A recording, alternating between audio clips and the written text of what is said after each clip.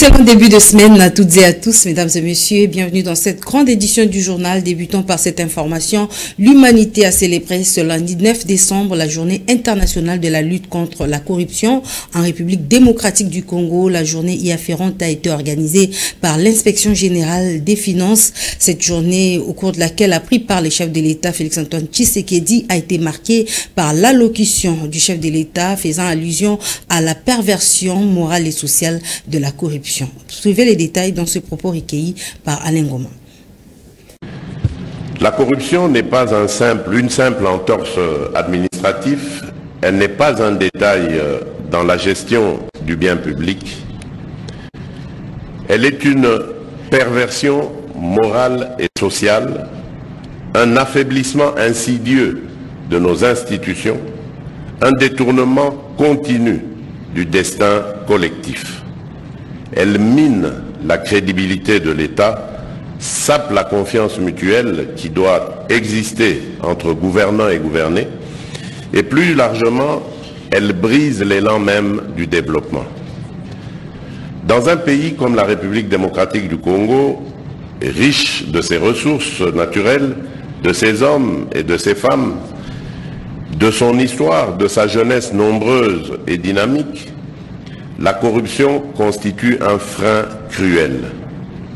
Elle bloque les investissements constructifs, entrave l'amélioration des services publics, fragilise notre système sanitaire et éducatif, alimente l'injustice et creuse les inégalités. Il est d'autant plus douloureux de constater que, bien souvent, ce sont les plus vulnérables qui en payent le prix fort. La corruption détourne l'argent public de son but initial, qui est de construire des routes, des écoles, des hôpitaux, garantir un accès à l'eau potable, à l'électricité et à la santé ou à la justice.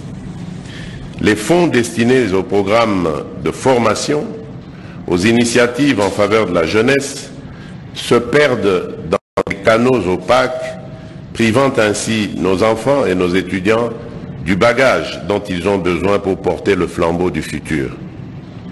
C'est ici que la thématique. Et à l'occasion de la célébration ce mardi du 76e anniversaire de la Déclaration universelle des droits de l'homme, le président de la Commission nationale des droits de l'homme, Paul Sampoumoukoulou, est revenu dans son message sur les grands défis des droits de l'homme autour desquels va célébrer cette journée la République démocratique du Congo dans un contexte particulier sur le plan politique et sécuritaire, d'où la CNDH se place dans une position d'alerte pour préserver les droits de tous citoyens. Fifi Kalumbwe et Torres Atibou. Nos droits, notre avenir maintenant.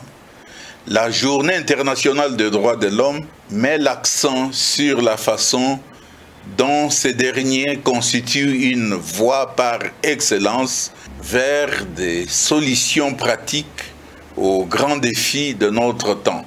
Comme l'a déclaré le secrétaire général des Nations Unies, Antonio Guterres, les droits de l'homme sont les fondements des sociétés pacifiques, justes et inclusives. En République démocratique du Congo, cette journée est célébrée cette année dans un contexte particulier sur le plan politique et sécuritaire. Dans sa partie Est, le pays fait face à l'agression rwandaise et à celle d'autres pays voisins, motivés principalement par la volonté d'occuper nos terres et de piller nos ressources. À cette situation qui est à l'origine de plusieurs violations des droits de l'homme, vient s'ajouter un débat important sur la révision ou le changement de la Constitution, débat qui lui aussi est susceptible, si on n'y prend pas garde, de donner lieu à d'autres violations des droits de l'homme. Ce contexte place la Commission nationale des droits de l'homme, CNDH en sigle, dans une position d'alerte pour se rassurer que le droit des citoyens, toutes tendances confondues, sont respectés. La CNDH, en tant qu'institution indépendante de l'État congolais, en charge de la promotion et de la protection des droits de l'homme, poursuit donc son travail de monitoring et d'enquête sur la situation des violations des droits de l'homme dans l'Est du pays. Lancement de la campagne de sensibilisation sur les changements de la Constitution en République démocratique du Congo. Le président de la Fondation Maloua, Maître Maloua Billy Cléophas, et les chefs suprêmes et représentants légaux de la confession religieuse des églises autochtones traditionnelles Bangunza, PVA Longo ont sensibilisé les représentants légaux des églises autochtones pour la vulgarisation de cette annonce du président de la République. C'était au cours d'un grand rassemblement organisé au temple des Bangunza situé sur Sayo à Kinshasa. Reportage.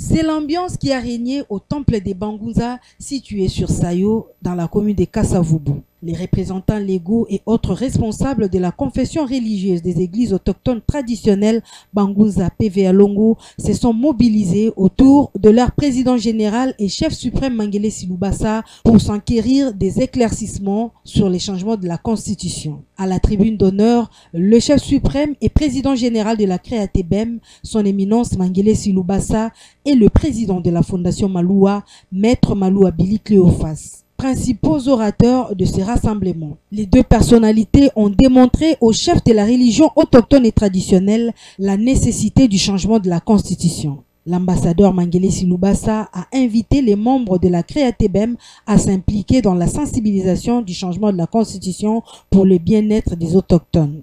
Constitution na biso na article na ngwa liboso premier article bono bolobi état laïque moka oyo et les états laïque non faut bâtir confession religieuse ya ba mangomba ya ba autochtone ya ba traditionnel na place na église étrangère ezala pe na place na Rome eza kuna eza na état Vatican catholique mais ba église mususu ba orthodoxe baza kuna ba protestant baza kuna mais Congo pourquoi Congo eza mboka ya ba autochtone ya ba traditionnel ya bangunza. Le président de la Fondation Maloua, Maître Maloua Billy Cléophas, a martelé sur la conscientisation de tous les Congolais pour l'effectivité du changement de la Constitution en vue du bien-être de tous les Congolais. Programme yo tosito bongisaki campagne de sensibilisation sur le changement de la Constitution au Tata Mokonzi à Lansaki. La Fondation Maloua na grand chef religieux ambassadeur Mangelezi na bankum misusu ya bamangomba toyokani ou toyokana keke tokoki kotika ngo na Tata Mokonzi mokote. Tata Mokonzi asi asalaki par na ye. Le reste yete mutulusisu akokita lisusu na ba province bisika nyonso po akende abanda koluka kolimbola po na nini alingi asala boya Congo akambaka ngo ye moko te ba conseiller na ye ya liboso spirituel ezalaka ba chef religieux o ba bengi ba chef ya ba confession religieuse nde bato bakambaka population otolobaki votaki o epesaki 73%. Alors bato liboso oyo baza na rôle principal ya kolakisa bana oyo Félix Tshisekedi aza kokamba eza ba chef religieux. Campagne wana tosi tolansaki yango na président ambassadeur Mangelezi. Lelo ezalaki kaka bokutani c'est que rassemblement ya ba message nyonso bolandaki na ba télévision pe soki awate lelo ezali sikoyo lancement ya campagne dans toutes les provinces maintenant de la République démocratique du Congo. Yango bomoni abengisaki ba représentant ya ba province nyonso puisque Congo eza kaka Kinshasa te. Constitution eza Kinshasa te moto akobongola yango kaka te. Ezali République démocratique du Congo. Ce n'est qu'une partie remise, car le président général et chef suprême de la confession religieuse des églises autochtones et traditionnelles, Bangunza PV Alongo, son éminence, l'ambassadeur Mangele Silubasa et le président de la fondation Maloua, Maître Maloua Billy Cléophas, vont poursuivre cette campagne de sensibilisation lancée ces jours sur les changements de la Constitution afin de doter la République démocratique du Congo d'une loi fondamentale équitable et favorable à l'intégrité territoriale. Restons dans ce chapitre de la mobilisation sur les changements de la Constitution. Sachez que la Force du Progrès a mobilisé pour sa part un monde fou hier dimanche à la place commerciale 7e rue dans le cadre d'un meeting des vérités pour la sensibilisation sur les changements de la loi fondamentale. Des discours de modification associés à une animation des artistes puis des avis favorables de la masse. Voilà les menus de cette grande rencontre. Fifi Kalumbwe et Torres Atibou. D'abord, une minute de silence pour honorer la mémoire du fait Tshisekedi wa Mulumba pour son idéologie aujourd'hui porteur de plusieurs fruits.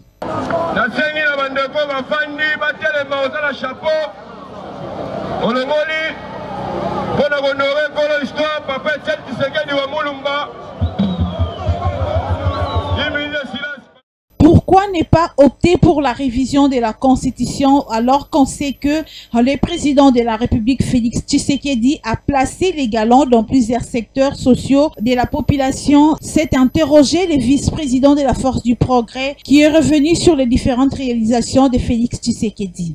Tata Mokonzi Ekolo, chef de l'État, a réhabilité, kaka na kati ya couverture ya santé universelle, a réhabilité hôpital ya mama yemo pena hôpital ya basoda o boyebi ya kanchachi soko koti na kati soin ya malonga sur le plan ya makambo tali kotonga banzela o tobengi infrastructure. Tata Mokonzi Ekolo a réhabilité aéroport ya Kisangani, Bujimai, Kindu, Bunia, Bwende et les centres financiers des congrès de Kinshasa, construits comme une vitrine du renouveau financier de la République démocratique du Congo. Pour activer la motivation de la révision constitutionnelle, 2 articles, dont l'article 5 et 217 de la Constitution, ont été lus et explicités au public venu assister à ces meetings dits de vérité par le président national de la Force du Progrès, Pabamokiri Joël, dit Moselou Mbembe. Article 5 de l'Obiboy. La souveraineté nationale appartient au peuple. Vous votez? Oui, Bokondi. Le peuple né à Bokondi, peuple né à Desidaka. Vous votez? Oui.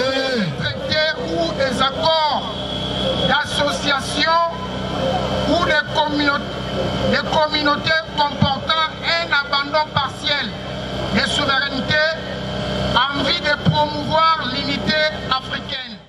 Dans la foulée, le projet de la révision constitutionnelle a été accepté sans résistance avec acclamation et cri de joie. À l'unanimité, l'assistance a exprimé son soutien à cette démarche de Félix Tshisekedi.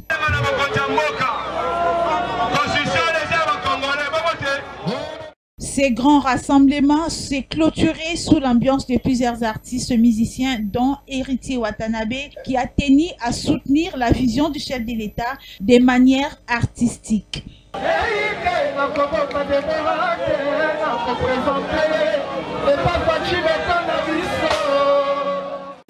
Dans l'actualité, on parle également de la parution médiatique ce lundi du secrétaire général de la SENCO, Monseigneur Abbé Cholé, qui est venu démentir les allégations faites par le vice-premier ministre et ministre des Transports au sujet de la visite des prêtres catholiques lors de sa détention à la CPI.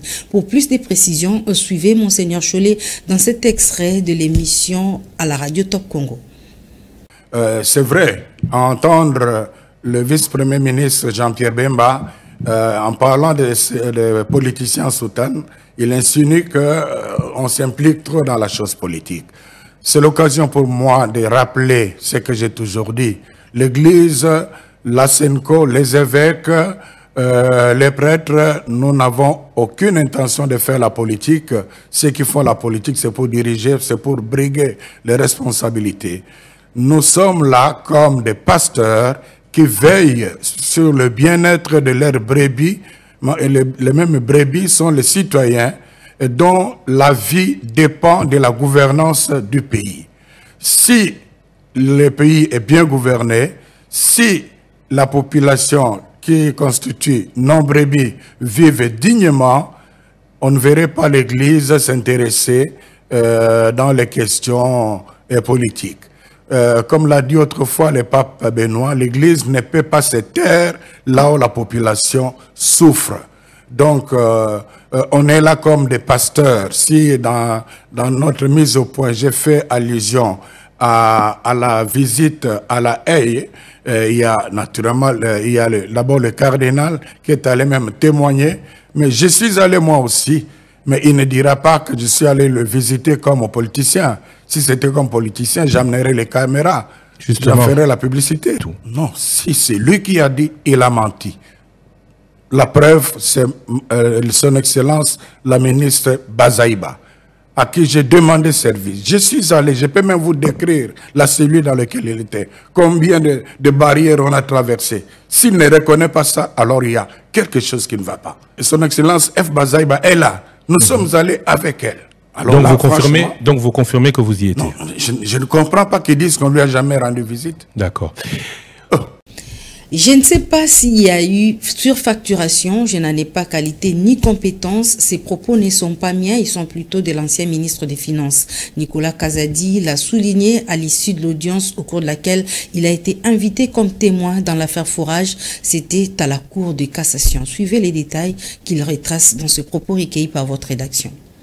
Clarifier les choses et de faire voler en éclats tous les mensonges, toute la désinformation, toutes les calomnies, qui n'avaient qu'un seul but, c'est d'avoir la tête du ministre des Finances, qui a été un des ministres les plus performants de l'histoire de ce pays. C'était des propos dénués de tout fondement, comme s'il n'avait même pas lu le dossier qu'il avait en face de lui.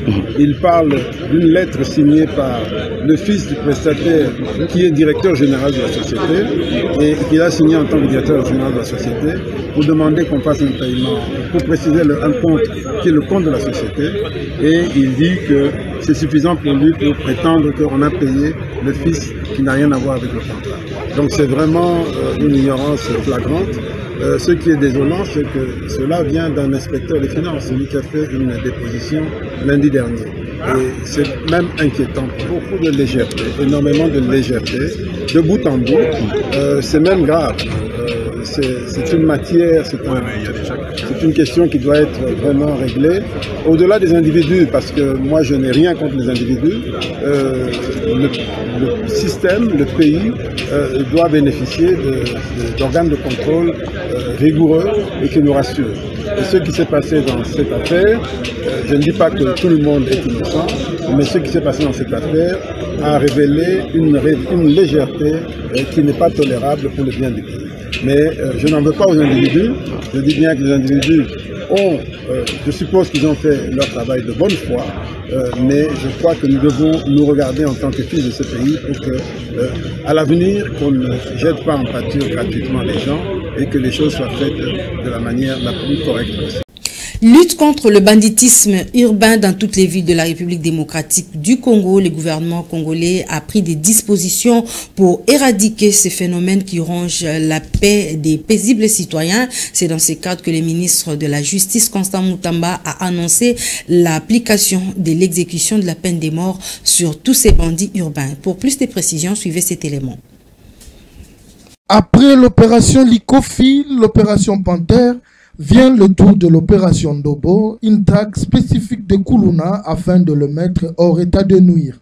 Le ministre d'État, ministre de la Justice et garde de Sceaux reste déterminé à faire exécuter la peine de mort contre les personnes reconnues responsables des crimes à la base de l'insécurité sur toute l'étendue du pays. Le patron de la justice l'a annoncé dimanche 8 décembre 2024 au centre pénitentiaire de rééducation de Kinshasa, ex-prison de Makala, face à un groupe de jeunes communément appelés Koulouna, arrêtés et acheminés à l'intérieur du pays. Le patron de la justice a fait savoir à ces derniers que désormais tout celui qui sera arrêté Plus en prison, ils exécuteront la peine de mort par fusillade ou par pendaison et cela va servir de leçon au Kuluna et à tous les bandits. La prometa qui bino été en même temps tozo humaniser la prison, en même temps to faire exécuter peine de mort. Donc désormais bakangio rozala lisusu na boloko te. Donc faire exécuter peine de mort ndenge boyebi ezalaka par fusillade topé par pendaison. Et ko servir na leçon na bakuluna ba bandi nyusu. Tolingi lisuko mona takuluna moko te na ville à Kinshasa na ba ville nyusu ya mboka. Visiblement déterminé à mettre fin à la hausse de la criminalité, particulièrement dans les principales villes, le ministre de la Justice, Constant Mutamba, a demandé aux prisonniers de prier Dieu et de demander pardon à Dieu et à ceux qu'ils ont fait du mal. Un message oyo, la linga qui n'a pas sabino, bo sambela déjà. Bo senga déjà pardon na nzambe, na bato bo salaka mabe. Ces nouvelles mesures font notamment suite aux audiences foraines contre le Kuluna condamné à la peine de mort pour terrorisme. Du sport à présent avec la CAN Handball Senior Dame, l'Angola remporte la 26e édition après sa victoire de 37-18 devant le Sénégal le samedi 7 décembre au gymnase du Stade des Martyrs. La RDC, pays hôte, a terminé la compétition à la 5e position. Lionel Ngolo. Une victoire de l'Angola, tenant du titre prévisible en finale de la 26e édition de la Coupe d'Afrique des Nations Handball Senior Dame. Au coup d'envoi, c'est plutôt les Sénégalaises qui mènent la danse avec quelques attaques dans le camp des Angolaises.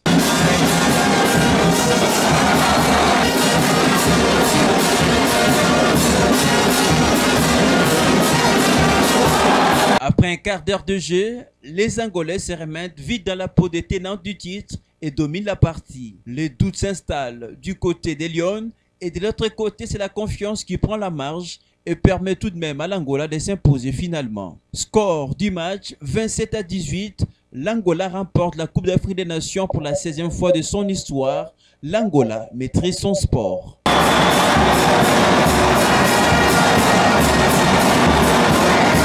Cette finale marque la fin de la 26e édition de la CAN Handball Senior Dame, une première expérience pour la République démocratique du Congo qui a réussi son pari d'organisation, comme l'a témoigné le président de la Confédération des handball. Je suis très heureux que cela soit le handball qui soit honoré en ouvrant cette porte.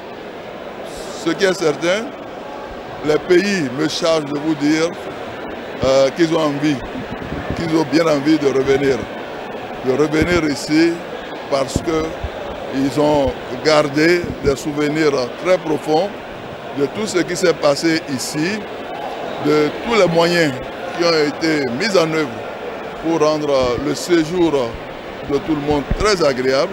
Rappelons que dans la petite finale, la Tunisie s'est imposée devant l'Égypte et remporte la médaille de bronze. Quant à la République démocratique du Congo, pays hôte, le FOF congolaise ont fini à la 5e position. Prochain rendez-vous 2026 en Tunisie.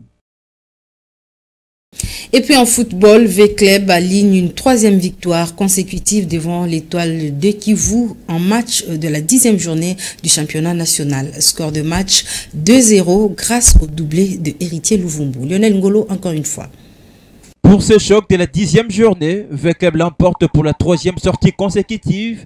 Un bon parcours pour le vert et noir qui ont réussi évidemment à battre l'Étoile de Kivu sur le score de 2-0. Les deux réalisations des Dauphins noirs de Kinshasa ont été un doublé d'Héritier Louvumbu Nzinga à la 45e minute, d'abord sur penalty. Mais Louvumbu avec beaucoup d'expérience qui va battre les gardiens Bambela. Et puis le but du break à la 80e minute pour permettre à V-Club d'enregistrer une nouvelle victoire. Les tirs d'Mboko, attention, les deuxièmes buts. Cette prestation est bien notée sous les yeux de l'entraîneur de V-Club. Oui, une victoire, quelle que soit la manière, elle fait toujours du bien. On a eu beaucoup de difficultés en premier temps. En deuxième temps, on a été mieux.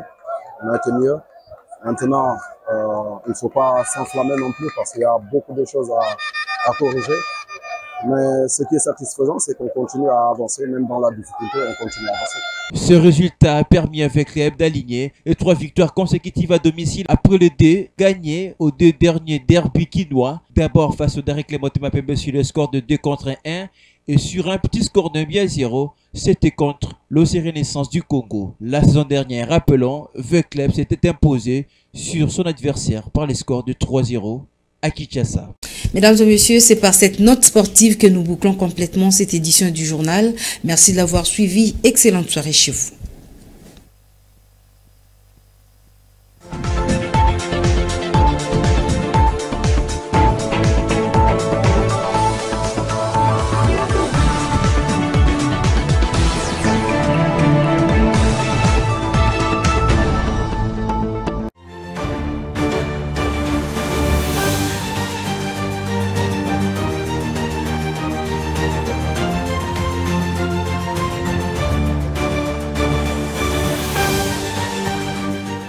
Chers compatriotes, l'humanité entière célèbre les 10 décembre de chaque année la Déclaration universelle des droits de l'homme. Cette journée marque l'anniversaire de l'un des instruments mondiaux les plus importants qui proclame le droit inaliénable de chaque individu en tant qu'être humain, sans distinction de race, de sexe, de langue, de religion et d'autres distinctions possibles. Proclamée par l'Assemblée générale des Nations unies à Paris le 10 décembre 1948, cette déclaration énonce pour la première fois les droits fondamentaux qui doivent être universellement protégés. En tant qu'idéal commun à atteindre par tous les peuples et toutes les nations, cet instrument représente un schéma directeur universel pour les lois et politiques internationales, nationales et locales à même de promouvoir et de défendre les valeurs de dignité humaine. L'avènement d'un monde meilleur rêvé par tous, dans lequel l'homme peut vivre et se développer en paix, passe forcément par le respect des droits de l'homme. Célébrer cette année sous le thème « Nos droits, notre avenir maintenant », la Journée internationale des droits de l'homme met l'accent sur la façon dont ces derniers constituent une voie par excellence vers des solutions pratiques aux grands défis de notre temps. Comme l'a déclaré le secrétaire général des Nations Unies, Antonio Guterres, les droits de l'homme sont les fondements des sociétés pacifiques, justes et inclusives. En République démocratique du Congo, cette journée est célébrée cette année dans un contexte particulier sur le plan politique et sécuritaire. Dans sa partie Est, le pays fait face à l'agression rwandaise et à celle d'autres pays voisins, motivés principalement par la volonté d'occuper nos terres et de piller nos ressources. À cette situation qui est à l'origine de plusieurs violations des droits de l'homme, vient s'ajouter un débat important sur la révision ou le changement de la Constitution, débat qui lui aussi est susceptible, si on n'y prend pas garde, de donner lieu à d'autres violations des droits de l'homme. Ce contexte place la Commission nationale des droits de l'homme, CNDH en sigle, dans une position d'alerte pour se rassurer que les droits des citoyens, toutes tendances confondues, sont respectés. La CNDH, en tant qu'institution indépendante de l'État congolais, en charge de la promotion et de la protection des droits de l'homme, poursuit donc son travail de monitoring et d'enquête sur la situation des violations des droits de l'homme dans l'Est du pays. Elle informe par ailleurs qu'une équipe d'experts, en collaboration avec d'autres institutions du pays, va observer le débat sur la Constitution. La CNDH-RDC exhorte chacun à reconnaître l'importance et la pertinence des droits de l'homme, à changer les perceptions en luttant contre les stéréotypes négatifs et les idées fausses et à se mobiliser pour la poursuite des efforts de la reconstruction du pays et l'amélioration de la situation des droits de l'homme. Que vive la République démocratique du Congo, que vive les droits de l'homme dans notre pays. Je vous remercie.